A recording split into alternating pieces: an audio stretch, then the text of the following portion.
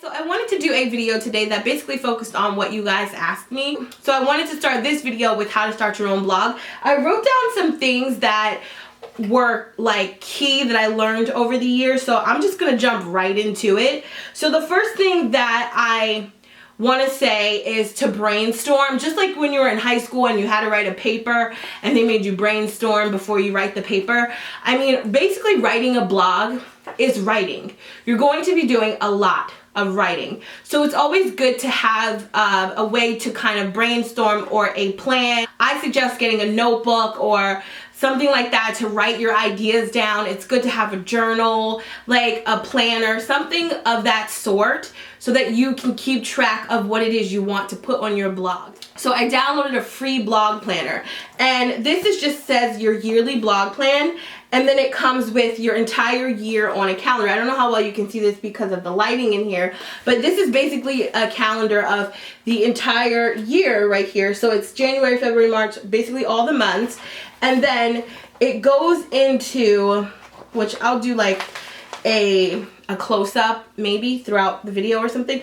It goes into the month. So this is a piece of paper with the month on it, and then down here it just says focus for the month, and then it has some little slots to write your focus. So whatever it is you're working on that month, you can put down here. And then the next page is basically just I guess columns where you can write down. It's just a planner basically. So it says review, giveaway, company, date, time, contact, website, price, keywords, things like that. These are all things that you're going to want to write down and keep track of when you have a blog, because these things are very important. Now, a blog and a YouTube channel, in my opinion, go hand in hand. They're very important things. You're going to need both if you are planning to do this for a living and turn it into a business. If you're just someone who is doing this for fun, then you don't have to do all this. But if you are seriously trying to start a blog and generate revenue from it, I suggest you get a planner and you start planning out what it is you want to talk about and what it is you want to blog about.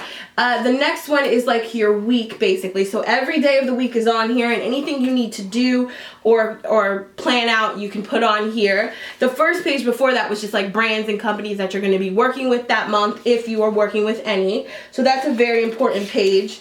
And it's basically just the weeks out of the month on here, and then it goes into the next month and it just repeats itself throughout the year. So this is an awesome way to keep track of what it is you're doing. If you want to write about something that you're passionate about or something that you just love, that's the best way to start a blog, in my opinion. I feel like when you do it for the money, it doesn't come off as genuine and you're not really loving what you do. The key to being successful is to love what you do, in my opinion, and stick to it. Don't let anyone deter you away from what you want to do. Stick to it. So I also want to talk about the realization of having a blog, because this is something that people don't keep it real about. Having a blog is not something that is easy, and it's not something that just takes off overnight. It's definitely like a project, and it's a life-changing project because it requires time and commitment. For me, it takes a while for me to update my blog sometimes because I have 9,000 other things going on. So having a blog for me is not a full-time job. I also have a full-time job on top of it, so I'm only able to post maybe like once a week, if I can even get that up, sometimes twice a month. But if you are someone who wants to make this a full-time thing, I suggest you be consistent. Post as much as you possibly can. Even just come up with a time where you want to post what you're going to post. And also link all of your social media to your blog. It's important to have all social media, because if you don't have social media, then there's no point in having a blog because no one's gonna ever see it. You need to be able to share your blog. So you need to have a Facebook, a Twitter, an Instagram, a Pinterest, a Tumblr. Like all of those sites help when you have a blog. Having social media is like so important to getting your brand out there. It's very, very important. Being consistent is very important. Consistently post on your blog, promote your blog. One thing that I did do that a lot of people don't know is I went out and I had business cards made. And I put my business cards in nail salons. I put my business cards everywhere so people would know who I was. I held events at the mall, meet and greet stuff before I even had a lot of subscribers, so I could get my name out there and so people would know who I was. Not just on YouTube, but everywhere. So now when I go places, people do recognize me sometimes. Even with 30,000 subscribers locally, people still recognize me because I went out into the field and I basically promoted myself. I went to events. I did these things in the very beginning before I ever even got to the level that I am on YouTube. So it's very important. Even when you're starting a business, you just think of your blog as a brand and your blog as a business. Brands are going to want to work with you based on the appearance of your blog. So if they see that your blog is catchy, people are reading it, there's people are commenting, and they also ask you your stats, which is very important. I think a lot of people don't know this, but your stats do matter when it comes to brands. Lots of times people will work with you regardless of your stats, if they just like who you are and they like how you write or the content that you're posting. But most of the time, stats are important. Most of the time when I talk to a brand or if I'm in negotiation with a brand, they ask me what my blog stats are, what my YouTube stats are, how many people are watching, what is my following, stuff like that. I think there's a misconception with developing a following on social media. A lot of people think that it's easy and it happens overnight. Sometimes it does, sometimes it doesn't. It just depends on the person. If you're really just that interesting, a lot of people will follow you. For others, it takes a lot more work. It's a lot harder. You really have to draw people in, and people have to want to watch you, to want to read what you're posting. For me, I think what draws people into my blog is the content, what I'm writing about. Let's face it, there's a million girls on YouTube that look like me and that post what I post. But what sets you apart from what other people are saying, one, for me, is God, of course. That's number one. For me, God just sets me apart from everything else. So no one can take from me what I already have that God gave me. But aside from that, my content, the things that I write, and most of the things that I post are coming from a personal place. They're coming from my own personal thoughts. I'm not copying anyone else's blog. I'm not taking anyone else's opinion. I'm writing down what I feel. And I feel like what makes you a good writer is when you write from a place of experience, from the heart. You really just use what's inside of you to write. For me, that's what I do. And when I'm not that there's anything deep and emotional on my blog. Most of my stuff is about beauty, hair, and makeup and stuff, but I'm passionate about those things. Home decor, I'm passionate about that stuff. So when I write about that stuff, I write from a place inside here. I write from my heart. I write about what really genuinely makes me happy, what I love about the product, what I don't like about the product, or if something is just making me feel some type of way that day, I might post a blog about it. So those things are very important. With that being said, investing in your blog is like the next issue that I want to touch on, because there's a fine line. Like I said, if you're someone that doesn't really care and that doesn't want to invest money into your blog, you can still write a free blog and you can still draw people to it and all that stuff, but it just looks more professional when you have your own domain name versus like such and such at wordpress.com. You want to have your own blog. Investing in a blog can be expensive, guys. I'm not even going to sit here and lie to you. But there are alternatives. There are monthly payment plans, I think, with some website hosts. Some allow you to pay like $9.99 a month, $12.99 a month, depending on whatever the package is. But if you want to pay up front, it's usually like $200 to $300, depending on the plan. And with those packages, you usually get like more video data, I think like more room on your website. Some places have e-commerce, just depending on how far you want to take this branding thing. So for me, obviously I have a business and my blog is not just a blog, it's a bunch of other things as well. Like I promote myself on there. I also have my hair company and things like that attached to my blog. So of course I have the full package. So for me, it gets a bit expensive. So yeah, you know, having a blog, it can get expensive. Investing in a good camera is also something that you want to look into. Even with blogging, a good camera is important because you're going to have to take pictures unless you use pictures from other sites, which I think can get illegal and pricey. It just depends. You can't post, I don't think you're allowed to post other people's pictures on your blogs or whatever. I'm not exactly sure of the rules. I just use my own pictures most of the time, so I don't really have that problem. But you know, most of the time blogs are all original content. Some website hosts have pictures that you can use. They'll like offer it and you can use their pictures and you don't have to pay for them or anything like that. So that's something that you might want to keep in mind, is just save up a little bit of money for your blog, because it is going to get costly once you start to really get into this thing. The last part I wanted to touch on that came to mind is making money on a blog.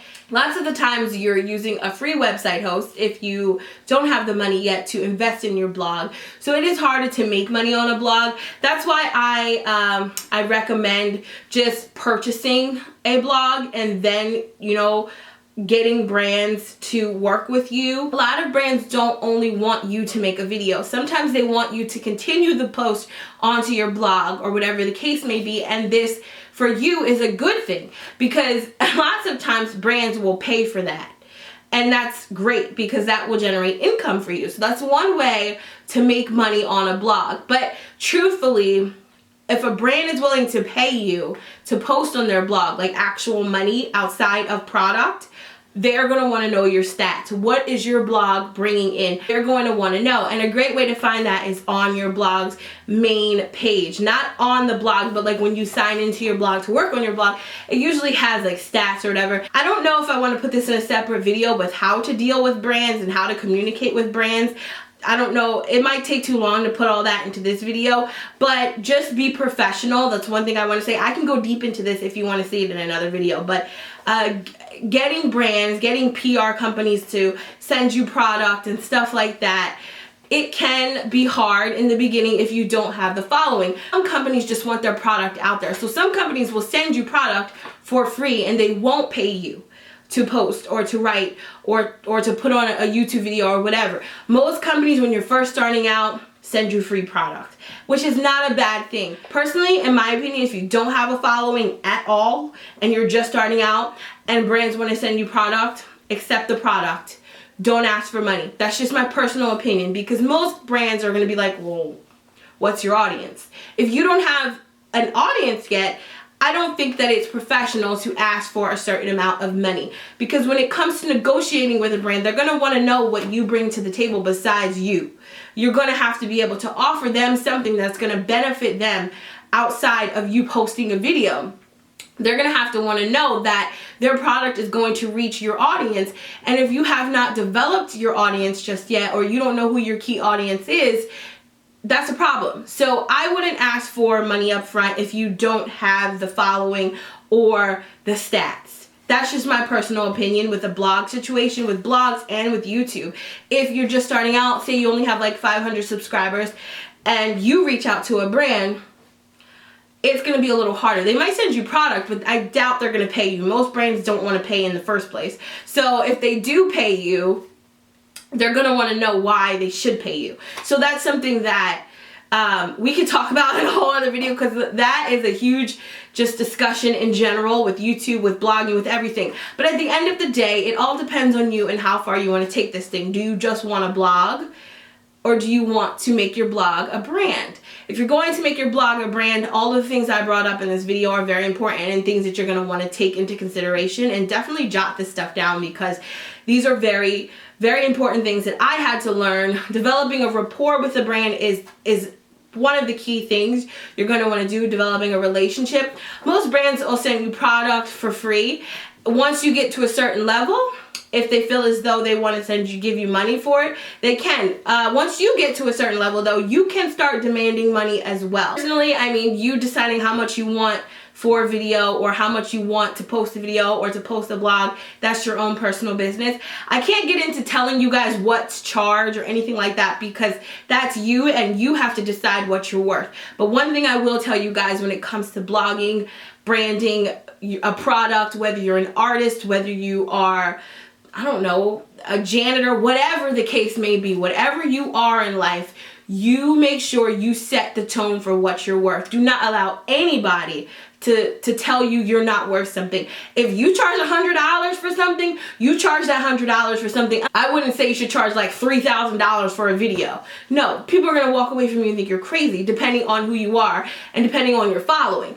A lot of these brands will pay that for YouTube videos, depending on the following. Asking a huge amount of money for something can be questionable and iffy depending on your network. You kind of have to find out what the market rate is for whatever it is you're into, and what is the going price, what are people charging. Kind of try to find that out if you can, and go from there, and then decide what you would charge and what you're worth. And this isn't just about blogging or posting on a YouTube video or anything like that. This is just in general. You find out what the market is, and then you go from there. I wouldn't charge an astronomical price that's too high, because then they could just go to the next girl. But lots of brands, if they feel like you're worth it, will pay you what you feel like you're worth. You just have to stay firm and stay strong. It's hard, because believe me guys, I get turned down all the time. I don't pitch to brands often. I usually let brands come to me, but if there's something I'm really passionate about and I really, really want to try it, or I really, really want to do it, I will pitch to a brand, and lots of times they'll ask you, well, what's your price? Obviously at this level you're charging, what are you charging? And you could ballpark a number, and if they don't like it, negotiate with them, depending on what you feel you're worth. Don't go too low and don't go too high. You do what's in your heart. If you feel like you want to charge a certain amount and they're flat out disrespectful about it, don't work with them. But if you feel as though the brand is worth negotiating with, then I would negotiate, because sometimes more can come from negotiating with a brand. That relationship, sometimes that relationship is better than the money. You might get paid one time for that video or that blog post. That relationship that you have with the brand could be worth more than what they're paying you for a video. And I'm saying that because I know you guys are watching these YouTube videos, and I know you guys are seeing these girls go on trips with brands, and lots of brands are paying for these girls to go on trips and do these things. Sometimes that relationship is better. More can come from that relationship with the brand versus you charging the brand a crazy amount of money. So think about that when you guys are out there on the market and you're marketing yourself and you don't know what to say to a brand and what to charge. Depending on who or what that brand is, think about that, guys. Is this worth it? Should I charge a crazy amount of money, or should I develop this consistent relationship with this brand? Lots of brands will reach out to you if they find you interesting and they want to work with you. They'll reach out to you and they'll say, hey, could you post this on your blog? We'll send you product and we'll pay you. I've had brands do that. I've had brands reach out to me willing to do it all. It just depends on the relationship you have with the brand and how you represent yourself. Be professional. When you have a blog, that's so important. Being professional is like #1, because you are your brand. At the end of the day, you're selling a product or whatever it is because you're you, and it's your channel, it's your blog. So just think about those things. Those are things that I've learned over the years. I don't see anything wrong with charging for a video and stuff. I always let you guys know when a video was sponsored, or if I was compensated through product or whatever. Well, actually the FTC requires that you post when a video is sponsored, or when a blog post is sponsored, or whatever the case may be. You put a little disclaimer. That's basically your way of telling the public that, look, I was compensated for this, whether it be through product or through money. You were compensated. You don't have to go into detail and say what you made. That's nobody's business. At the end of the day, I would say, to keep your integrity with your audience, keep it real. Tell the brand as well from the door, listen, if I'm not feeling this, I'm gonna give my personal opinion. Most brands will work with you anyway. Some will be like, well, wait, if you don't like it, I want you to contact me or let me know first. But I always tell a brand from the door if they're willing to compensate me for a video or a blog post. Listen, I'm not posting nothing if I don't like this. That's just how it goes for me. So for me, it might come off like I like every product I post, but that's not always the truth. Sometimes I'll post something and I really don't like it, and I'll let you guys know in the video or in the post. Listen, I wasn't really feeling this, or this and that happened, and I usually contact the brand ahead of time and let them know what I'm gonna say, and then we go from there. And the last thing I forgot to say was, make sure that you guys have a catchy title. You know, my blog is me. My blog is Ashley Chennel. My blog is my brand. But I have developed a name for myself in the sense where people know who I am to an extent now. So it's not something that people will be like, well, what the heck is Ashley Chennel Beauty? It speaks for itself.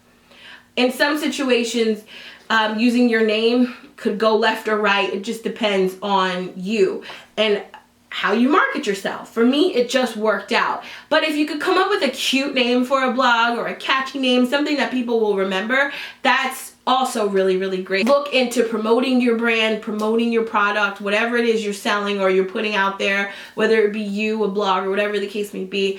Just make sure that you guys work hard at it, you stick to it, you stay consistent, you believe in yourself, and you can't go wrong, truthfully. If you really love what you do, guys, it will work out. And if it's in God's will, it'll definitely work out. So that's all I wanted to say. I just wanted to give you guys some insight on starting a blog. I hope this was helpful. I will list website hosts and blogs down below so that you guys can get make your free blog on if you're interested in writing or starting a blog. Some of these places you can either do free or you could pay for it, whatever you want to do. But make sure you guys you check it out, and I will try and get a blog post up on what we talked about in this video today, just to have copy of it, you know, actual words you guys can read and jot these things down. I'll try and bulletin them for you so you can have them and you can write them out, or you can print it out, or whatever the case may be. But I hope this was helpful. Thank you guys for watching. I love you guys, and I will talk to you in my next video. Bye.